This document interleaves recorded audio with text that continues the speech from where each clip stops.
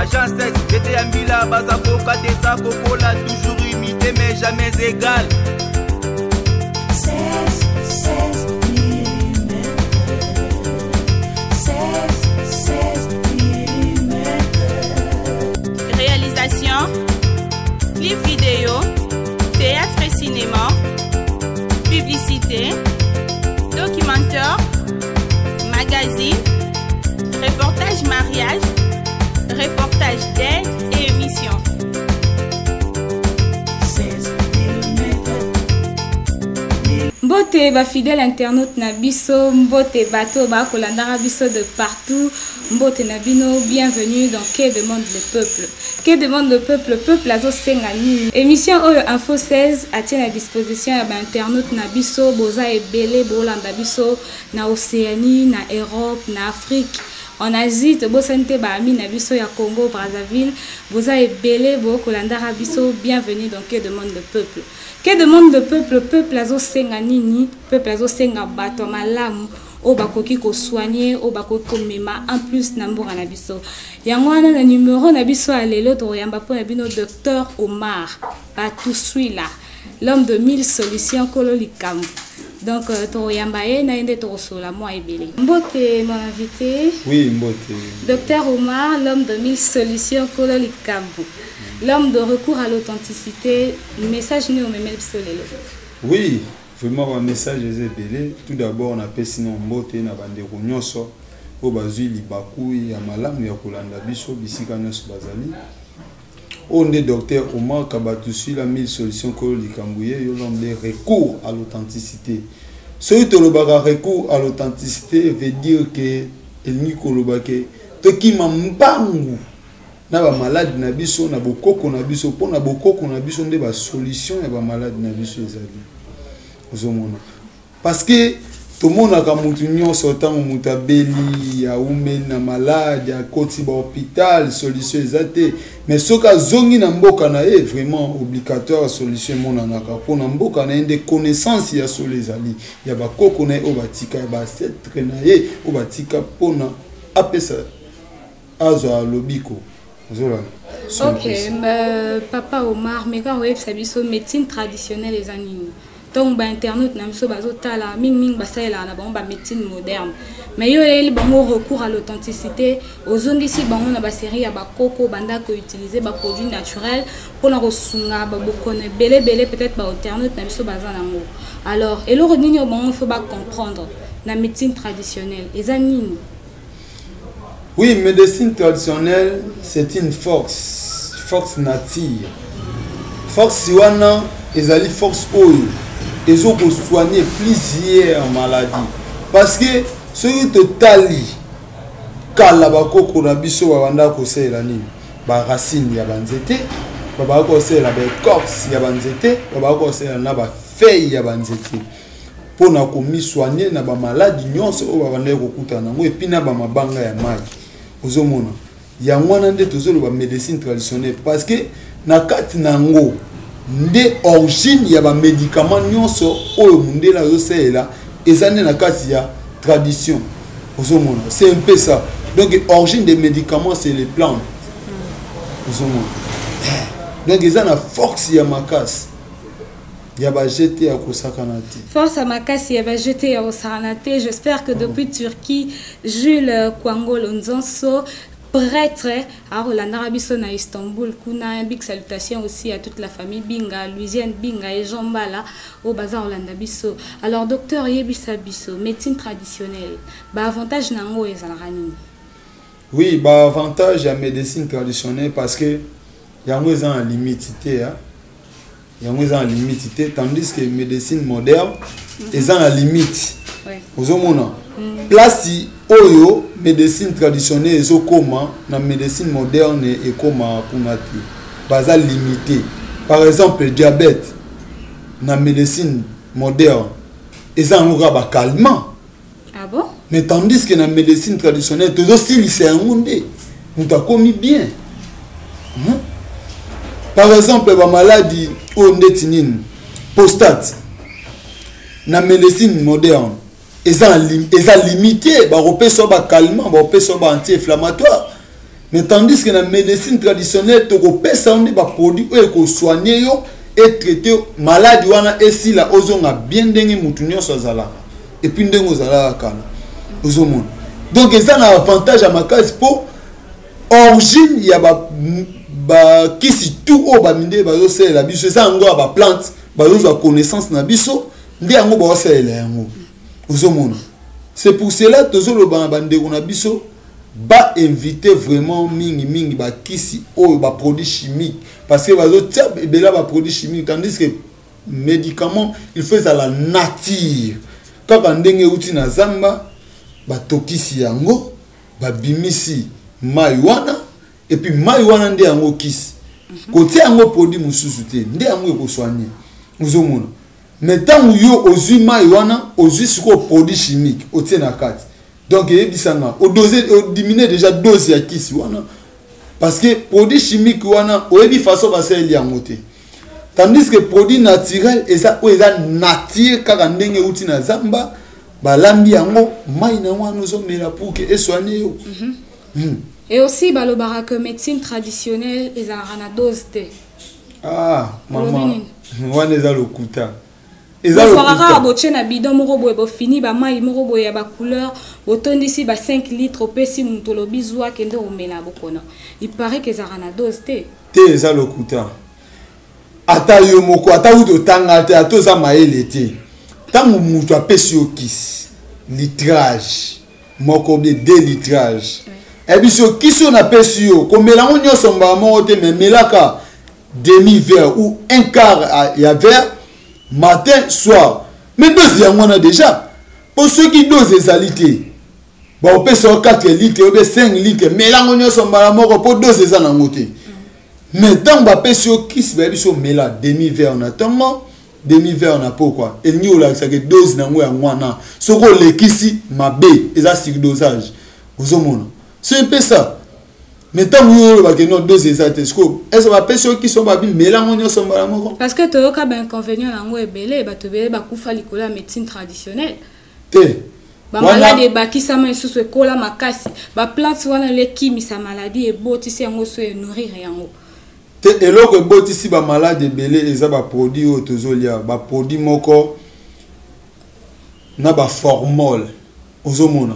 Ba biloko ba vivre frais tozoliao ezo botisa ba malade belé parce que sur total à l'époque malade alara mingité même si ba opération alara ba o komi ko mona leloté mais le tala ba sorte ba opération komi parce ba komi na ba myome ba kyste ba nini tout ça pour nini ba produit chimique ozomona produit naturel et botisa maladie pe e bomakaté mal alta omeli dose et leki qui si na moi makasi ezakaka lia na yo bien soko lia na yo bien au mona ke ato bande ko ba vertige le ki sa ki dose po ba la ki sa ki que non mele yango demi verre ou un quart yo mele yango eleki qui si na ngo yaka lia soko lia na yo bien au mona ke non ba effet nyonso ici là et puis après avoir se reposer aux hommes nous normal. Ok, info 16 la chaîne moko ya vérité biso atolo bara vérité vérité polele yango ba internet na biso balinga biso makasi pour la vérité na biso vérité polele c'est vrai médecine traditionnelle les ango bien et tout à comparer peut-être na ba médecine mususu mais j'espère que ça peut na danger nango pour loko nyonso ko sa biso te docteur Omar ezara na danger nango parce que ba danger à médecine traditionnelle les amis danger nango ezaboué. Par exemple, babisio kis oyo mele yango demi-verre on attend ou bien demi-verre on a pour ou bien verre moko. Yo sikoyo tellement moni koza maladie za makasi alobité na melara litrage mobimba pona bika mbala moko po. OK, ozo mitande nere. Parce que une fois ndeko moko ya pe na centre na biso ko réclamer que vraiment kisi Amélie 4 verres 4 verres pour la nini azalaki maladie grave. Amélie 4 verres sans manger tandis que produit oyo ba bengi produit naturel avant on mélange il faut lire na bien moi ce qu'on lit na bien on mélange na 4 verres on est salé le monter mais yo lié au melimba mo 4 verres pour na nini obika mbala moko. Or ce n'est pas ça. Ozomona et osa lo be fait au mona vertige kozala kolemba pour na nini o lekisi dose même si ba produit mindeli. Soko lekisi dose et osa lo be fait et ça quand on a produit naturel té. Même produit mindeli soko lekisi dose.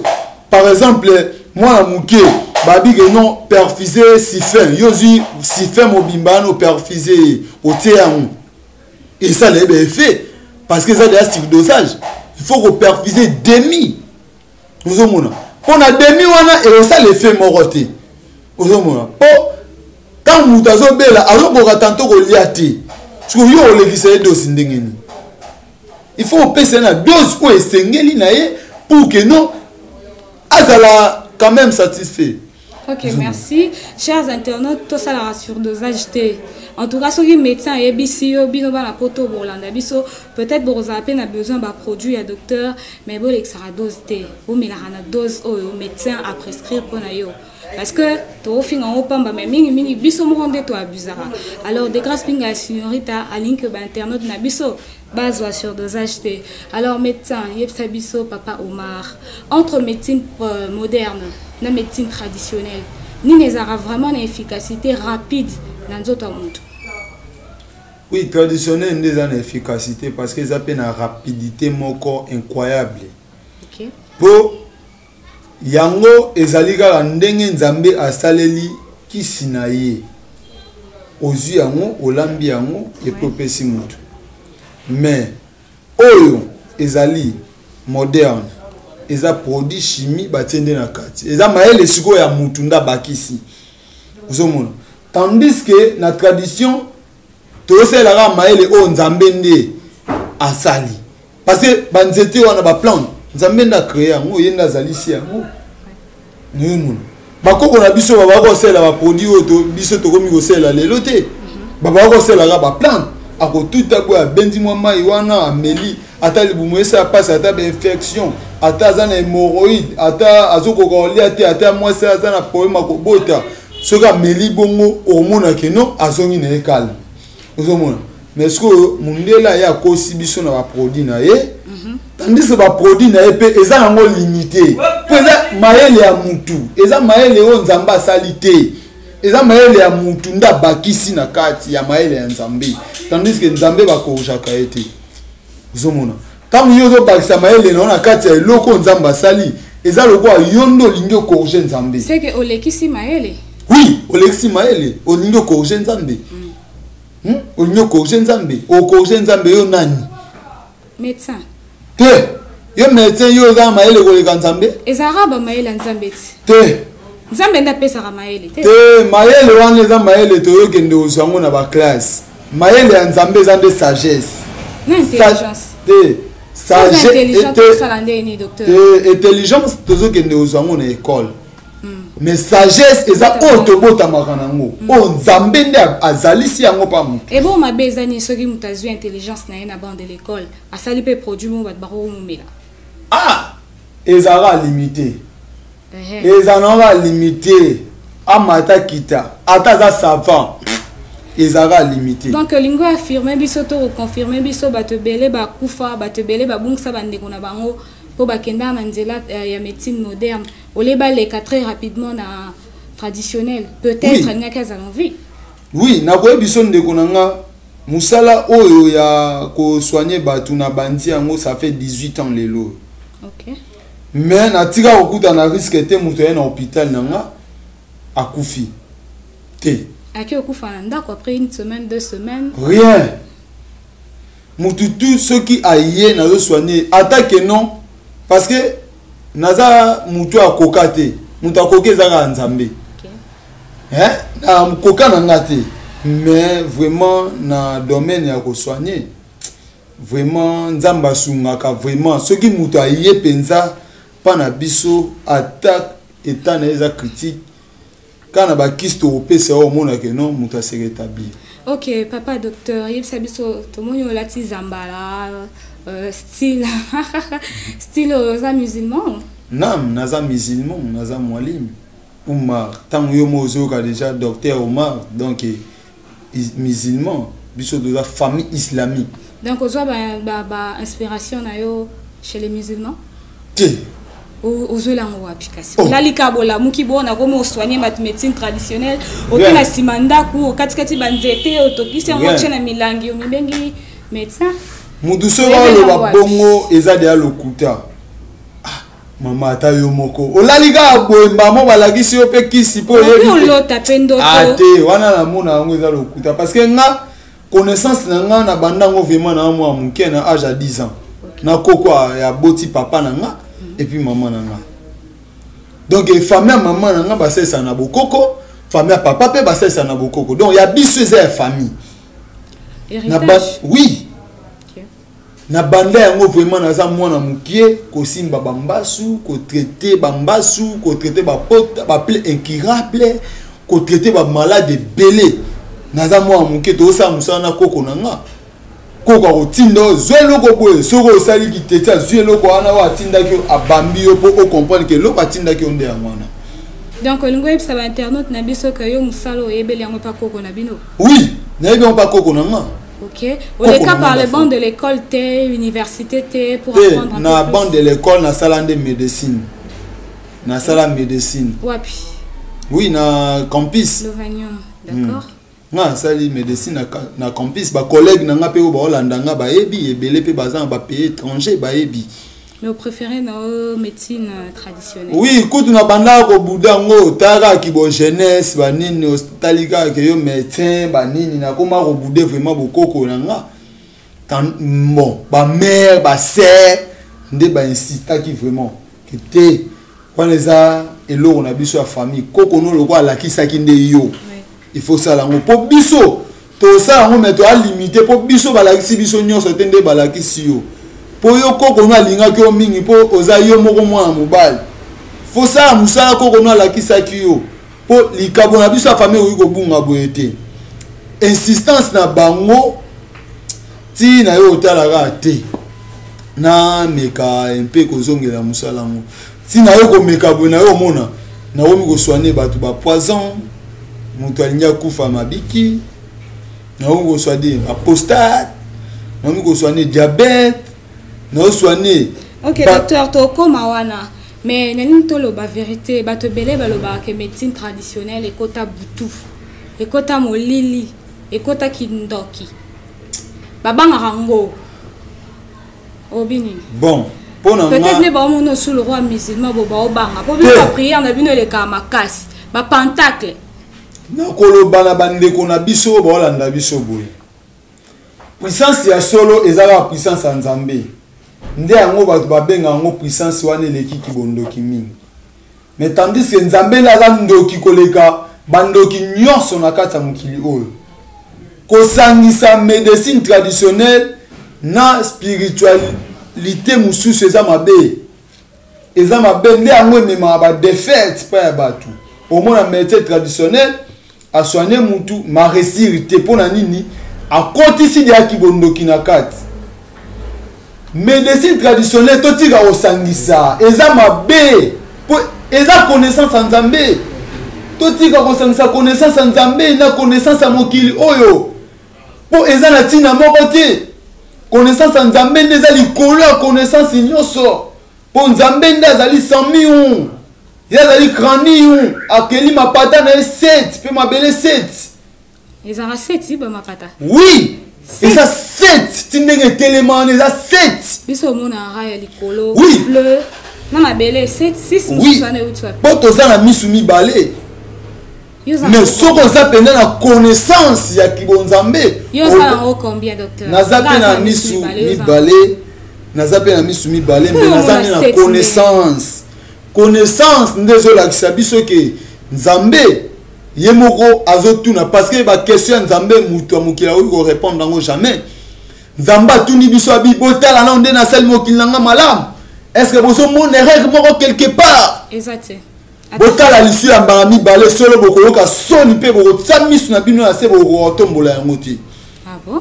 Siko ba problème na bino eza nini liboso na ngai Nzambe na bino. Ezelo ko moko te.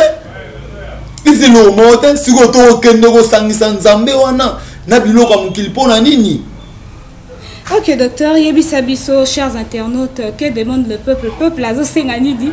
Eza kokobara ase kokoba. Yebisa Bisso, mbasu ezala maladie moko normale, to ezala maladie moko diabolique ou carrément spirituelle. On a ni atimbasu, o babwa kelinga mbasu, o na na poto me mbasu ezwinga. Mbasu ezali maladie moko diabolique. Eza maladie mon naturel te. Malgré tout, na médecine moderne bayebi ke ezali ba infection. Oui. Mais ezali infection te po soko bandi ko soigner on a ba produit ya mindele de place ozo provoquer en de bien. Tandis que force ya kibondoki bataka ngo siko na force nzambe. Ndoko mona ke mutu bo traiter mbaso bikimba la moko na tamoko amuke. Na médecine siko force a bonzambe zate na médecine moderne.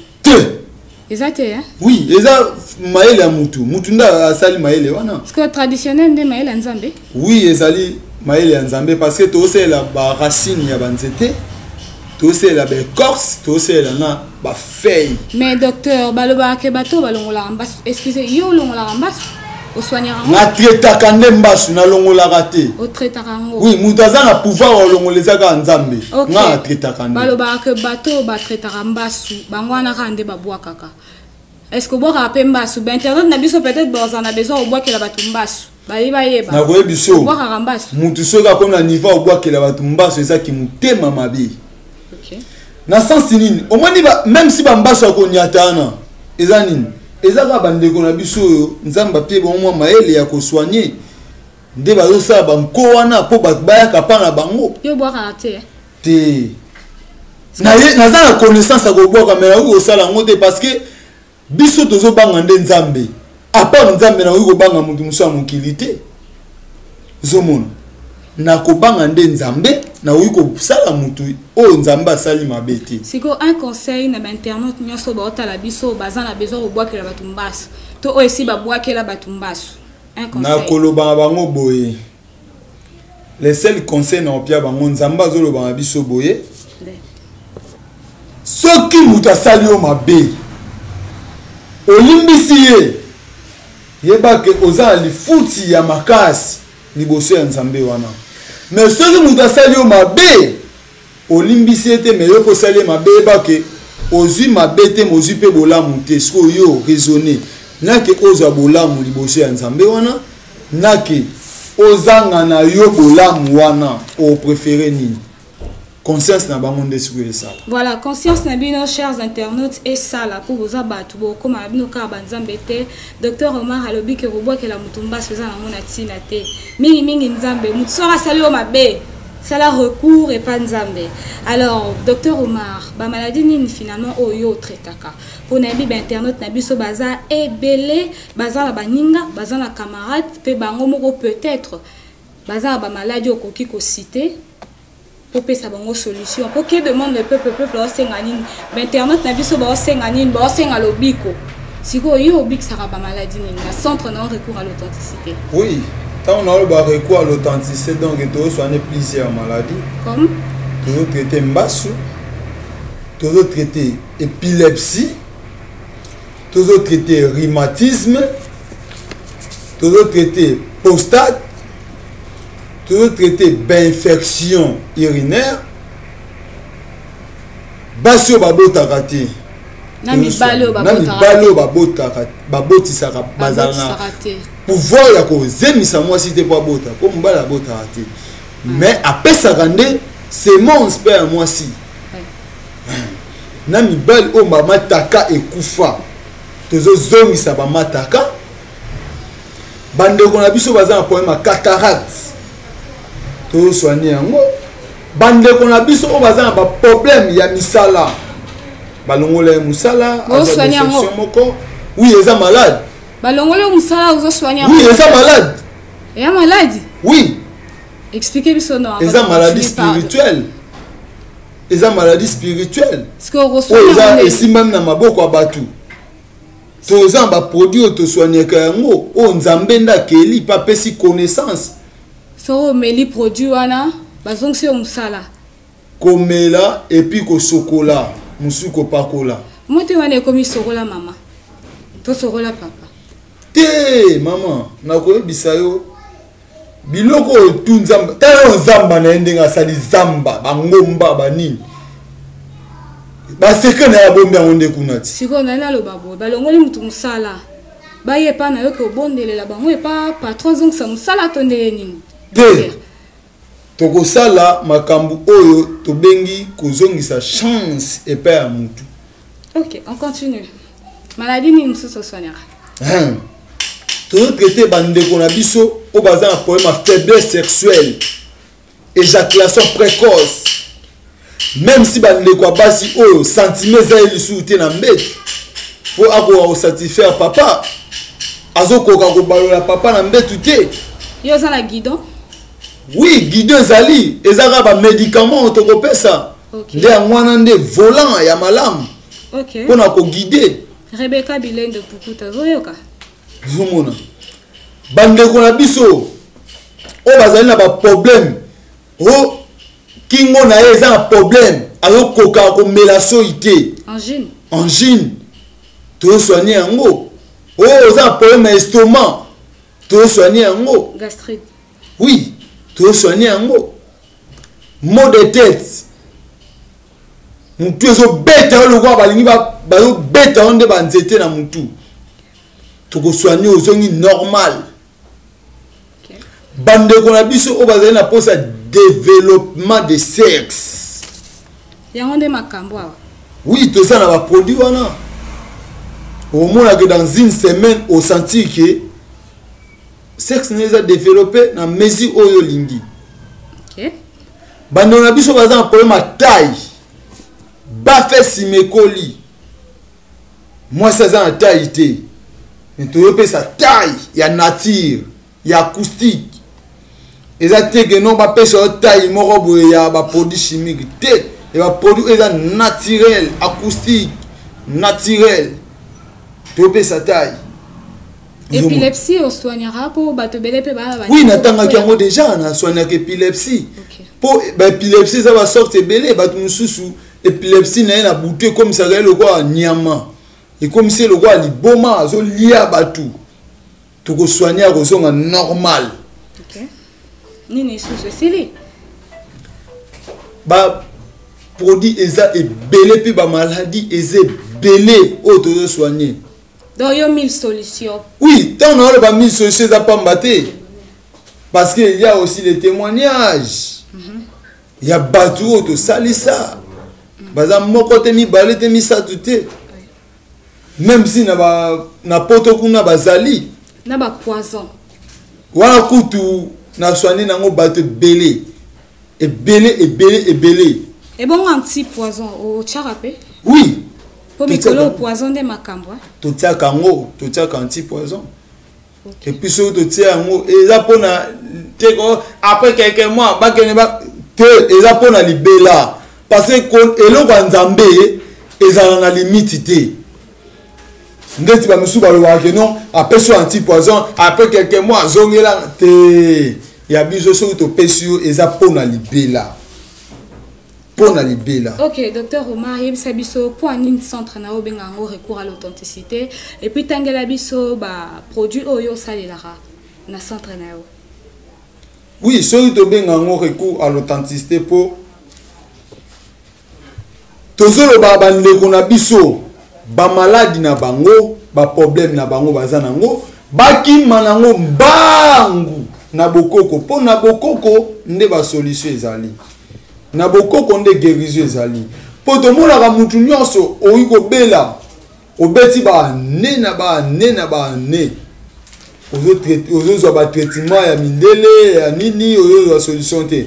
Mais tant ozongi na mboka na yo obligatoire phobika to banda ko mona ngo. Tant ozongi na mboka na yo il faut trouver solution na maladie na yo ozobela ozomona. Nyango to lobi recours à l'authenticité veut dire que toki mambangu na ba maladie na biso na bokoko po na bokoko na biso nde ba solution na biso ezali. Voilà, docteur Omar liloba suka émission comme dans la suka olobi nini. Bon, liloba nga suka ezali bandeko na biso o nyonso bazo souffrir na ba maladie ya ndenge na ndenge ata otambola ozwa solution te ndeko kolemba te tantôt batu oyo tambola pa na bango baza batu mo baza sérieux te mais yaka na bokoko na yo pour que o trouver solution na ba maladie na yo oyo eza nango ndeko nanga kolemba te tant que lobby recours à l'authenticité veut dire que ba maladie na bino ba problème na bino o nyonso besoin nango boya nango na recours à l'authenticité pas docteur Omar Kolo likamumili solution yeyo. Numéro nanga téléphone ezali plus 243 85 35 49 283 mususu ezali plus 243 90 56 85 022 wande ba numéro nanga adresse nanga ezali na Pascal mutu nyonso ebi Pascal Malam arrêté à pont au kiti na arrêté à pont na Pascal aux direction à la soin frère tout doit tina avenue Kulumba numéro 56 au mon centre ezali wana recours à l'authenticité déplacer tous soigner bande kona biso nyonso o bazali na ba problème na pesika la mbote pa mwana na ngai Kabuya Stani salutation belé parce que wana pena mwana na linga mingi vraiment na bana mususu pe poso na bina tanga ba kombo bo tia moi jalousie po ba kombo lekimo belé bande ko nyonso na tindeli bino ba mbote bye bye. Voilà, fidèle ami internaute, naïbe ete bozalaki belé ya Rolanda numéro oyo. Bipa liwa pito yamba kipo na bino Dr Omar 1000 solutions. J'espère qu'après si bino ba solution ya babokono na bino ozala wapi to wapi. Sora ofanda na monde, contactez Dr Omar atoza wapi routine de l'autre ba produit ko récupérer à partir agence bino bato boza libanda mboka. En tout cas, chers internautes, merci d'avoir suivi cette émission. Merci car le roi vous fait sarabiso confiance, ba conseil, ba encouragement. Na numéro est affiché juste au bas de vos écrans. Un grand merci à Tonton Mouinga 16, à Rebecca Bilen de Kuta La Servadi, à toute la famille Pinga, Penenge et Bolemba. Surtout, beaucoup de merci na ba internaute nyo surtout au bataille émission au lelo. Alors, quant à moi de grâce Pinga la signorita Mwana Mongala. Émission Oyo et Sukia.